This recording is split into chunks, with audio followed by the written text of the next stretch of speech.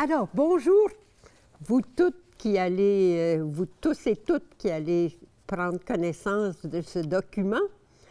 Je vous propose de lancer cette conversation sur le vieillir avec grâce par une prière à la Vierge de la Visitation.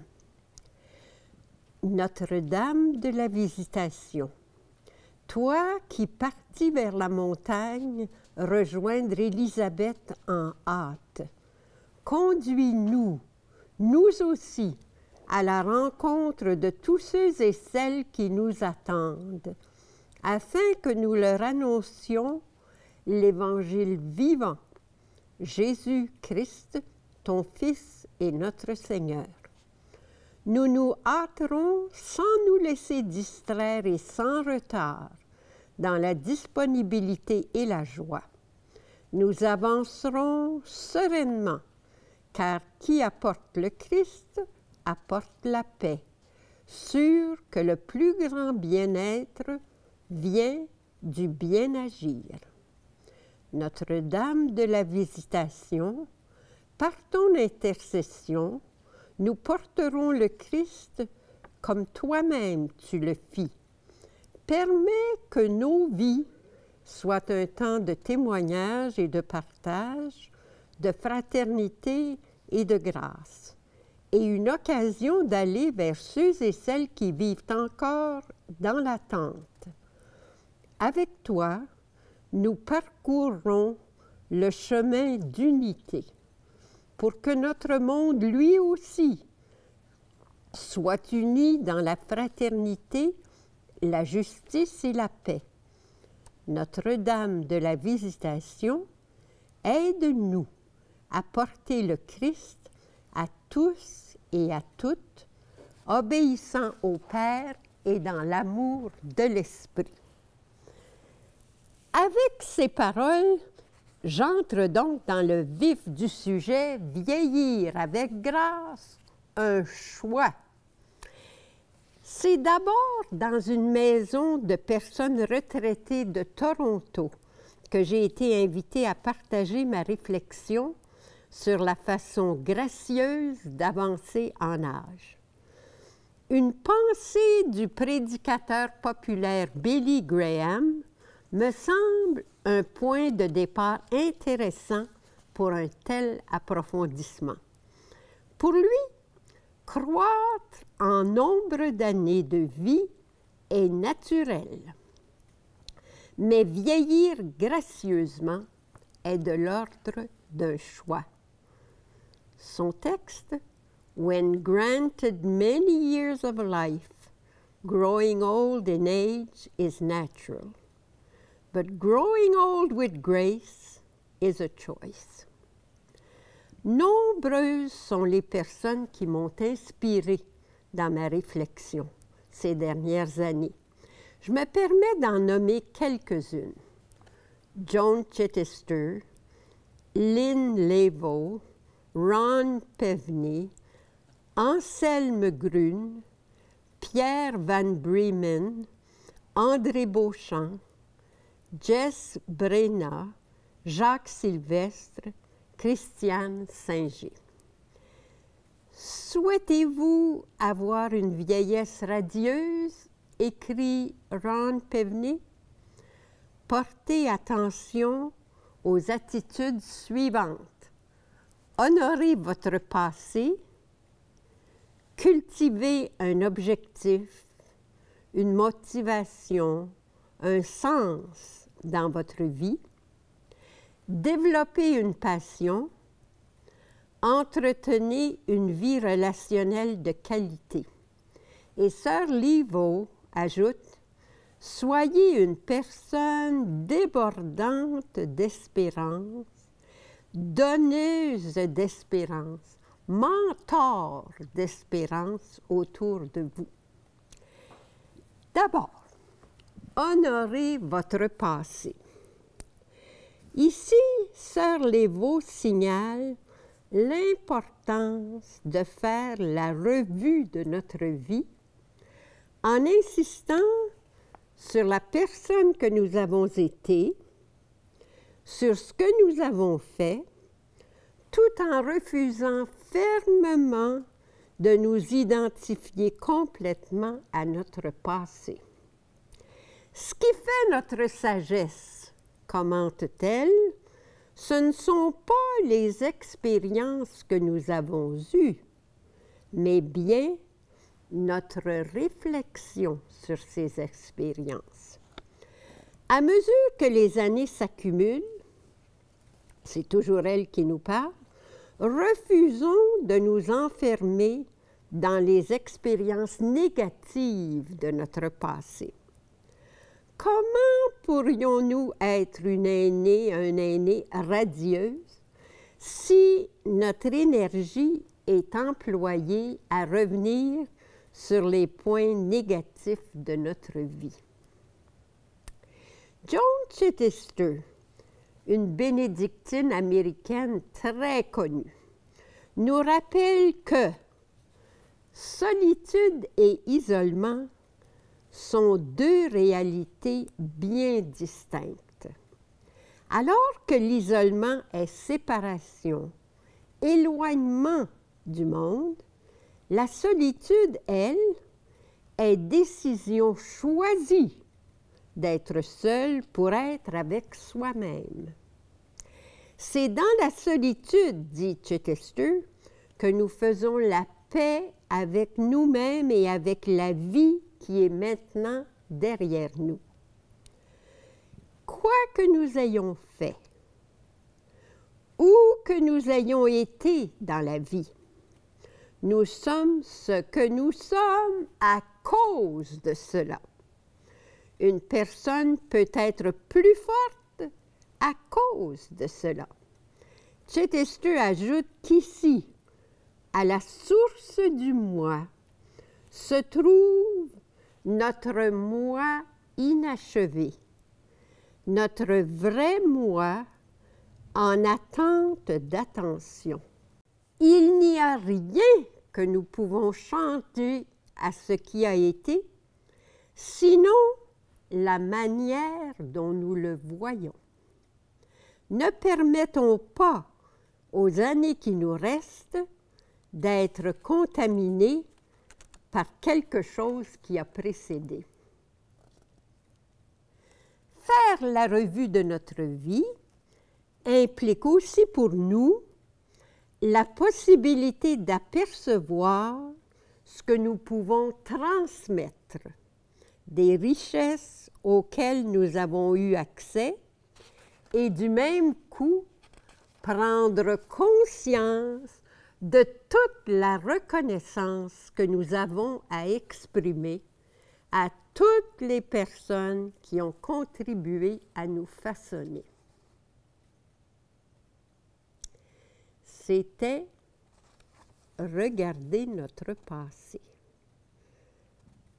Un deuxième point, cultiver l'objectif, la motivation, le sens de notre vie. Quelle responsabilité nous avons de vivre chaque jour comme un engagement à croître personnellement et à servir les autres. Nous savons que plus les années s'accumulent, le travail, les relations, qui sont deux sources communes d'un objectif de vie, prennent de moins en moins de place dans nos vies. Sœur Lévaux nous encourage alors à multiplier les efforts que nous faisons de l'intérieur, pour être de meilleures personnes, à développer de nouvelles habiletés, à faire face à nos luttes émotionnelles. Pour elle, rien ne vieillit plus rapidement quelqu'un que la fainéantise et l'engourdissement. Quels objectifs pouvons-nous viser? Maintenir notre indépendance, nous habiliter à affronter les changements. C'est donc important à ce moment-ci de l'histoire humaine, l'habilité à affronter les changements.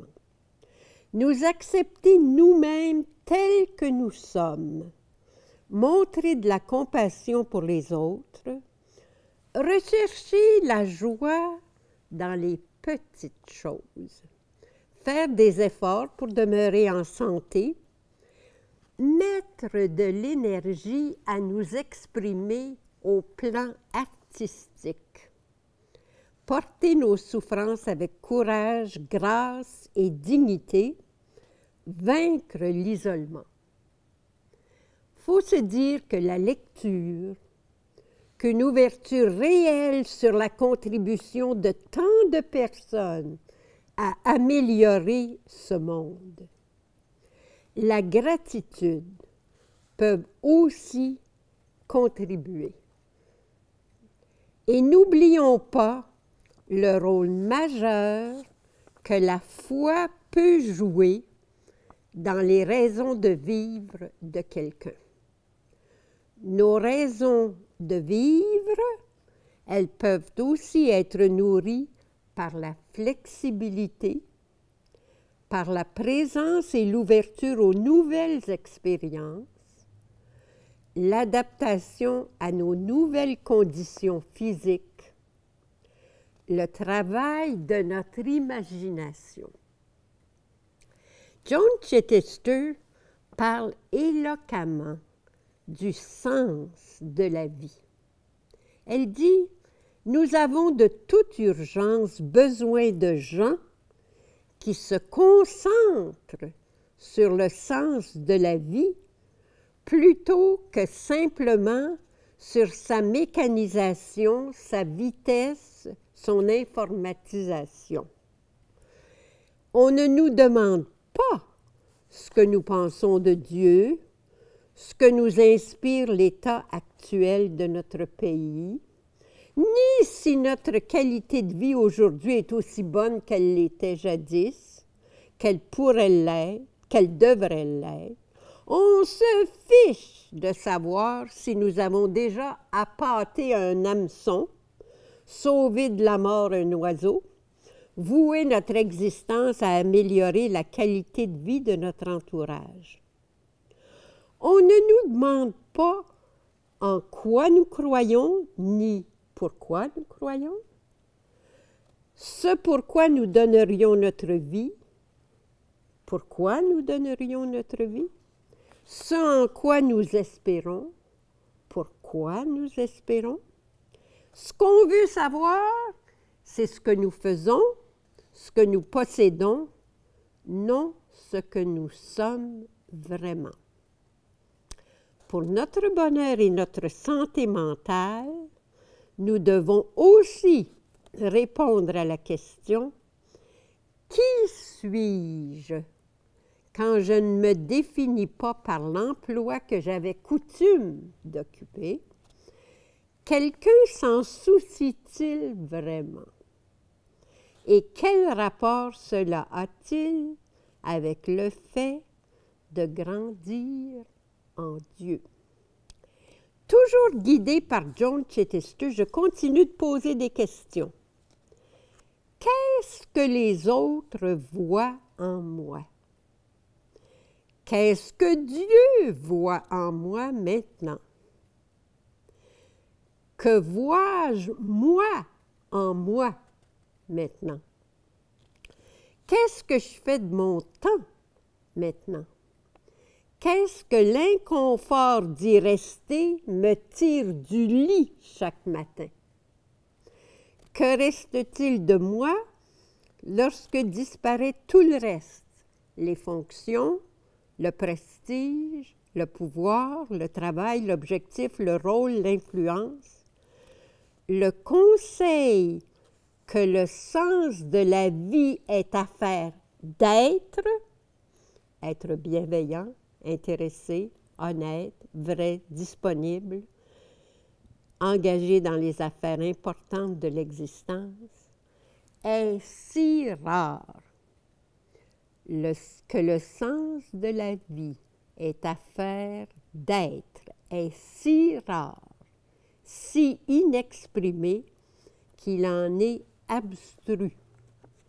Est-ce que nous comprenons que la qualité de nos idées et de nos paroles, non notre rapidité et notre affairement, fait de nous des membres précieux de notre société? Mon troisième point. Nourrissez en vous l'énergie vivante d'une passion. Découvrez et développez en vous la passion. Insiste Sister Livo. Il faut donner du temps et de l'espace pour bien identifier la passion qui pourrait nous animer. La psychologue Angela Duckworth affirme qu'il faut pour cela du cran, de la patience, de la persistance. Désirez-vous embrasser une passion? Alors, nous dit Amina Alter, éliminez de votre vie ce qui assèche l'énergie et qui vous engourdit. Ça veut dire éliminer certaines personnes, certaines habitudes, des addictions, des activités qui ne font que peupler votre temps. Remplacez-les par des personnes, des activités, des images et des pratiques vivifiantes. Nous savons bien que remplir son temps avec certains types d'émissions de TV ou de jeux vidéo peut engourdir. Consacrons-nous donc à explorer ce que nous aimons, ce qui nous fait sourire, ce qui constitue nos préférences dans nos conversations, notre conscience des injustices dans le monde. C'est dans le bonheur, l'espérance, le sens, la joie que la passion s'exprime naturellement, que nous devenons des aînées radieuses. Dans son attachante réflexion sur l'art de bien vieillir, Anselme Grün rejoint Sœur Livo en signalant que s'adonner à une passion est une autre façon de vivre la vieillesse comme une étape féconde de la vie. Qui chérit un objet demeure satisfait au fond de lui-même. Celui qui s'épanouit dans une passion développe souvent des qualités de créativité et d'imagination. D'aucuns, en vieillissant, se découvrent des talents, se mettent à peindre, à écrire, à bricoler, comblés par le temps libre dont ils et elles disposent. Ils s'organisent une vie créatrice où peut enfin éclore tout ce qu'ils portaient en germe. En avez-vous connu des personnes qui ont trouvé réalisation de rêves lointains, très avancés en âge?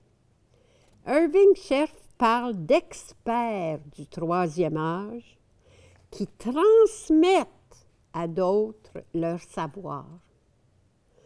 Il plaide en faveur de liens intergénérationnels permettant aux aînés de rendre service aux plus jeunes et inversement. Pascal affirme qu'il n'y a rien de plus insupportable à un être humain que d'être sans passion, sans affaires, sans divertissement, sans application. Dit-il, la personne sent alors son néant, son abandon, son insuffisance, sa dépendance, son impuissance, son vide. Se manifesteront alors l'ennui, la noirceur, la tristesse, le chagrin, le dépit, le désespoir. Grün conclut: seul vaut ce qui est fait avec passion, avec cœur et avec amour. Quatrième point, développer une vie relationnelle de qualité. On s'entend, on est toujours à la recherche de comment vieillir gracieusement, faire ce choix-là. À tout âge, nous rappellent les veaux, nous avons besoin d'être en relation avec d'autres pour grandir, partager, enseigner, apprendre, servir. Toujours, mais surtout lorsque nous vieillissons, nous avons besoin d'un lieu où nous pouvons nous partager et nous voir de façon authentique. Nous ne pouvons nous connaître par la seule introspection, mais bien par des relations d'intimité. C'est par de telles relations que nous nous connaissons et que nous découvrons quel rôle nous pouvons jouer avec et pour les autres. L'intimité devient de plus en plus importante à mesure que nous avançons en âge. Pour notre propre connaissance et pour notre habilité à offrir sagesse, compréhension et peut-être réconfort aux autres sur la route. Les relations intergénérationnelles sont importantes parce qu'elles permettent aux individus une meilleure santé, une vie plus longue et plus heureuse.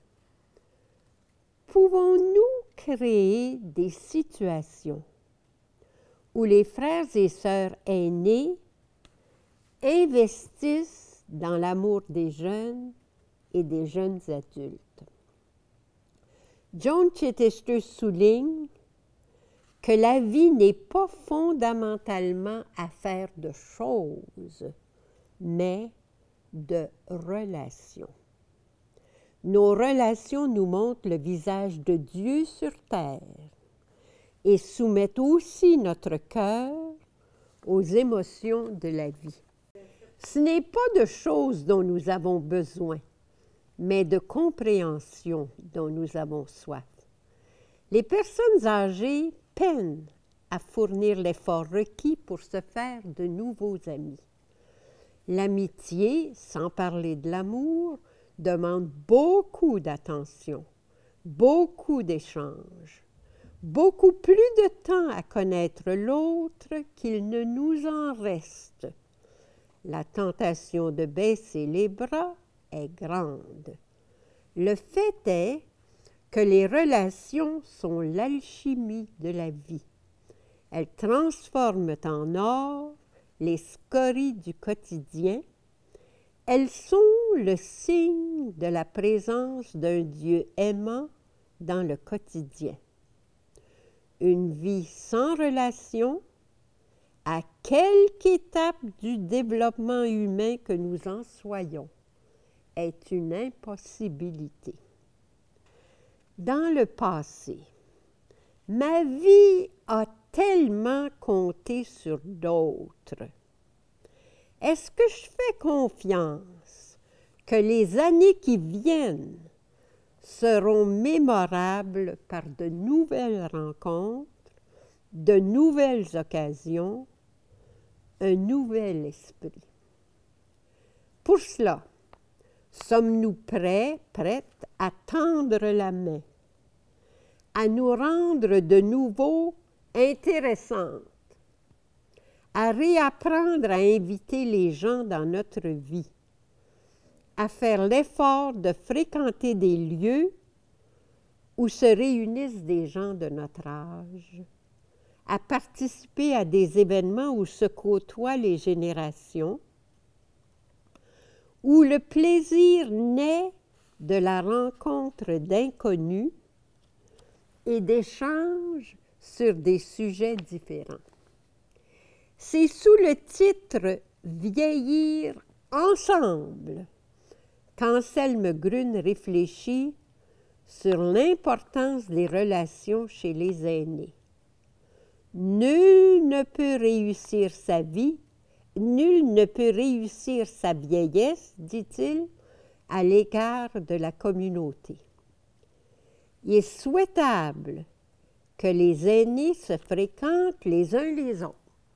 Et puis pour les gens qui connaissent la vie de couple, Grün ajoute, pendant des années, les conjoints ont vécu au rythme du travail. Retraités, ils passent leur journée ensemble. Afin de vivre harmonieusement, les époux doivent trouver un équilibre nouveau entre proximité et distance. Chacun doit apprendre à vivre par soi-même, à parler de soi-même, à ne pas faire de leurs enfants leur unique sujet de conversation. Parlant des autoportraits de Rembrandt, Grün dira que ces autoportraits nous renvoient notre propre image et nous invitent à nous réconcilier avec le fait que nous vieillissons et que nous nous affaiblissons. Accédons d'abord à notre propre moi vieillissant si nous voulons accompagner des personnes âgées et les aider à mieux vieillir. N'oublions pas que c'est à l'aune du traitement qu'elle réserve aux personnes âgées qu'une société peut juger sa culture. Dernier point, déborder d'espérance. Semez-en partout. Soyez mentors d'espérance. Pour moi, un ingrédient essentiel à qui veut vieillir avec grâce, c'est d'abord d'avoir un cœur débordant d'espérance. Un cœur qui sème l'espérance là où il ou elle passe. Un cœur qui se fait mentor d'espérance. Nous avons affirmé bien fort qu'il est important d'honorer son passé. Il est également de la plus grande urgence de demeurer ouvert à la nouveauté, à l'avenir, au changement. Ceci inclut un immense respect pour le monde des promesses, pour la culture de la confiance et de la patience. Ai-je le rêve de devenir une personne mentor d'espérance pour le monde ou devrais-je commencer? Si je rêve de promouvoir le nouveau dans mon monde, j'ai certainement à cultiver une aptitude de disponibilité à voir, à entendre ce que d'autres personnes, d'autres cultures, d'autres générations voient et entendent. Je garderai de l'espace en mon esprit et en mon cœur pour des projets, des rêves autres que les miens, pour des approches de la vie qui me sont inconnues. Je développerai une sensibilité pour différentes façons d'apprécier l'art, la science, la technologie, la politique, l'engagement social, la foi. Être fidèle à ses promesses. Un des langages en lesquels nous exprimons notre ouverture à l'avenir, à la nouveauté, au changement, c'est le langage des promesses. La promesse est parole dans laquelle nous engageons l'avenir. Thomas d'Aquin a bien exprimé l'immense privilège qu'a l'être humain de pouvoir engager toute sa vie alors qu'il n'en a la possession que de minute en minute.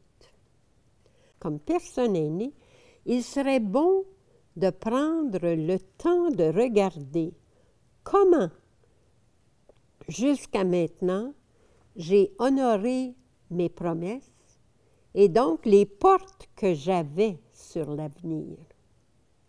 Également précieux aussi serait de me remettre en mémoire ce que je sais de la fidélité des gens autour de moi à leurs promesses, à leurs engagements qui impliquaient un demain.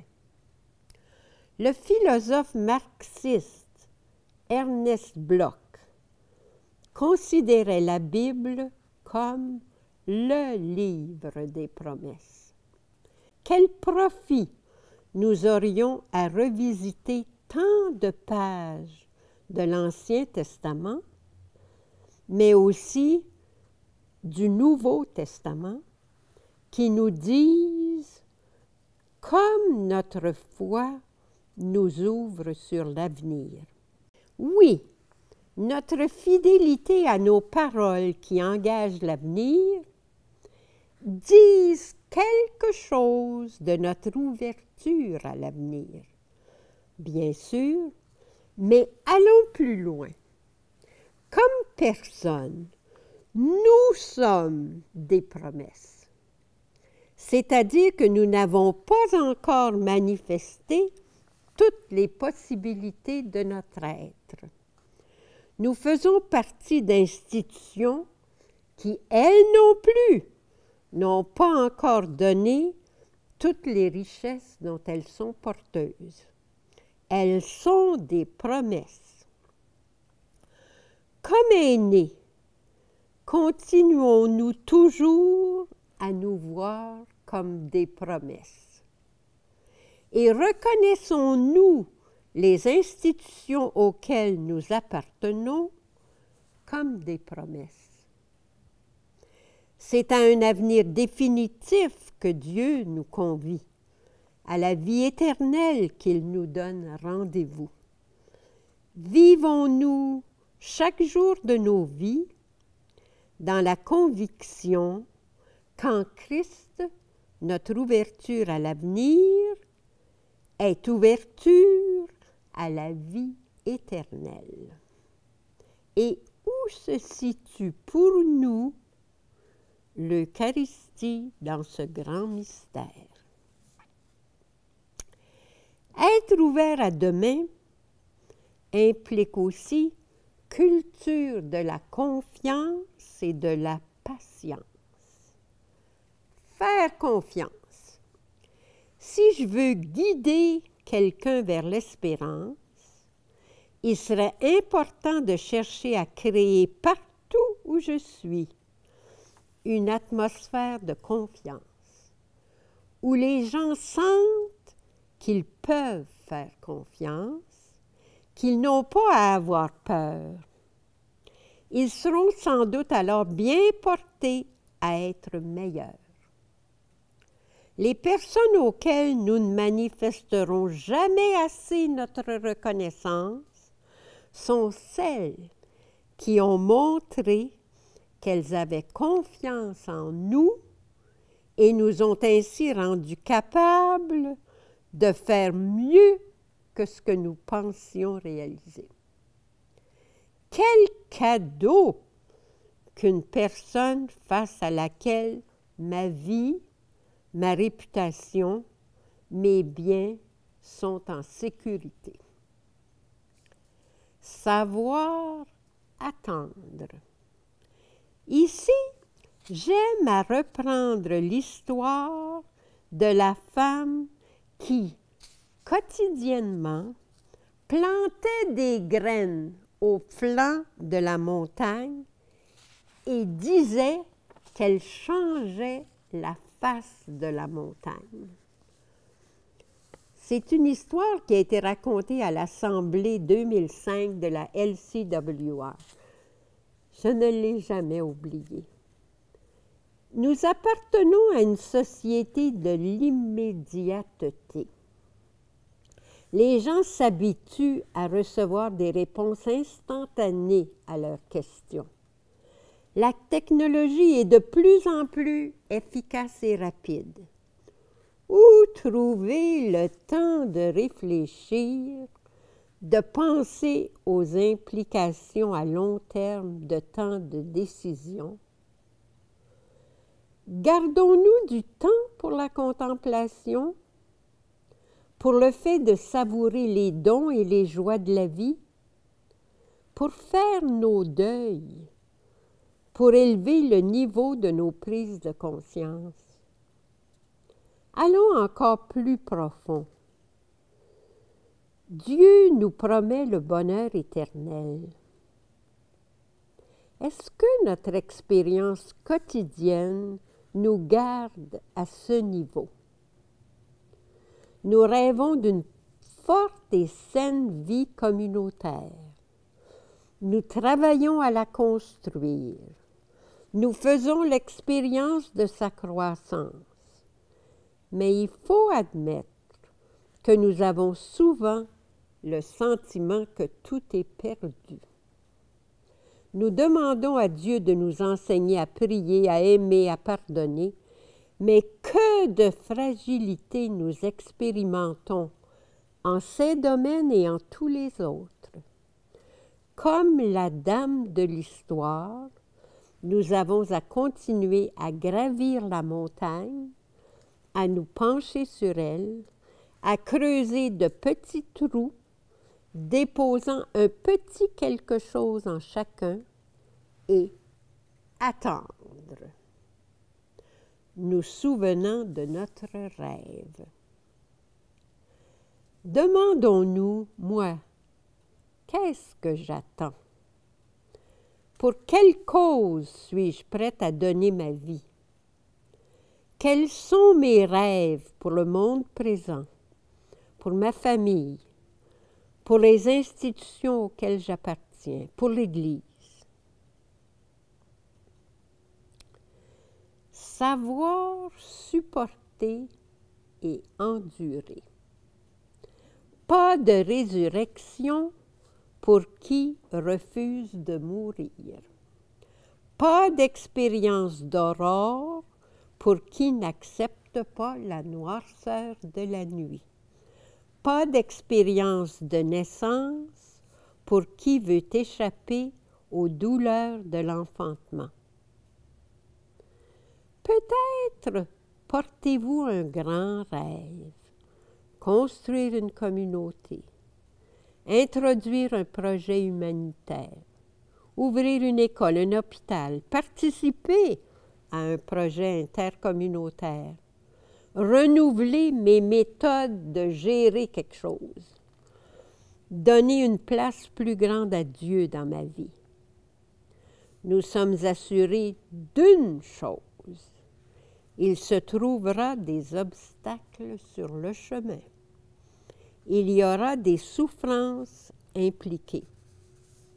Il nous suffit de penser à la mission de Jésus. Il nous promet la vie éternelle, mais il fait lui-même l'expérience d'une mort violente et cruelle. Il promet sa présence en permanence, mais il fait l'expérience d'un sentiment d'abandon par le Père et d'une ignorance du pourquoi de cet abandon. Il exprime une communion insurpassable avec le Père et avec nous, et pourtant, il crie « Mon Dieu, pourquoi m'as-tu abandonné? La phrase sur laquelle j'ai passé des années de ma vie. Parlant d'Abraham, Paul évoque son espérance contre toute espérance. Abraham crut et devint le père d'une multitude de croyants. Il n'a jamais douté de la promesse de Dieu. Il fut fortifié dans la foi et rendit gloire à Dieu. Guidé dans l'espérance suppose que nous apprenons personnellement et enseignons aux autres à rechercher obstinément les parcelles de vie nouvelles partout où nous faisons des expériences de mort. Cela veut aussi dire que nous découvrons les vertus de la nuit, les opportunités qui se cachent derrière tous les défis, l'élément de croissance dans toutes les luttes.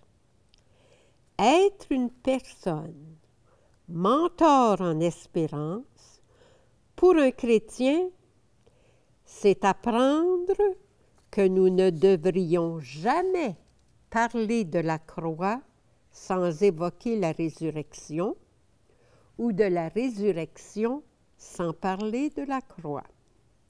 Mieux encore, nous ne devrions jamais référer à la résurrection sans parler de notre propre résurrection et ne jamais parler de notre résurrection, la finale, les quotidiennes, sans référer à la résurrection du Christ.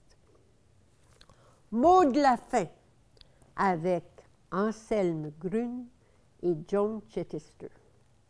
Mot de la fin, gratitude. Grün est convaincu que nous ne pouvons maîtriser l'art de vieillir que si nous acquérons la vertu de gratitude. Seul qui éprouve de la gratitude peut tisser des liens d'amitié et vivre en société. Il y a la gratitude pour le passé. Il y a la gratitude pour les dons du présent.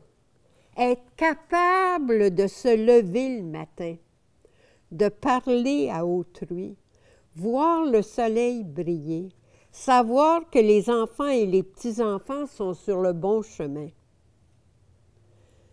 Joan Chittister, à qui nous prenons ces dernières lignes, pose la question. Est-ce que le problème n'est pas simplement que nous mettons si longtemps à être stupéfaits par le pouvoir de ce qui est ordinaire? Pour elle, nous sommes toutes gratitude, mais trop souvent tardivement. À croire que l'un des offices du vieillissement est de nous donner la capacité de voir ce qui nous a échappé toutes les années passées. La vie ne peut se dévorer. Elle ne peut que se savourer. Malheureusement, goûter et savourer ne sont pas le propre d'une société comme celle d'aujourd'hui. Toujours à mettre les bouchées doubles. Nous sommes trop occupés à être vivants pour prendre le temps de bien vivre. Amen.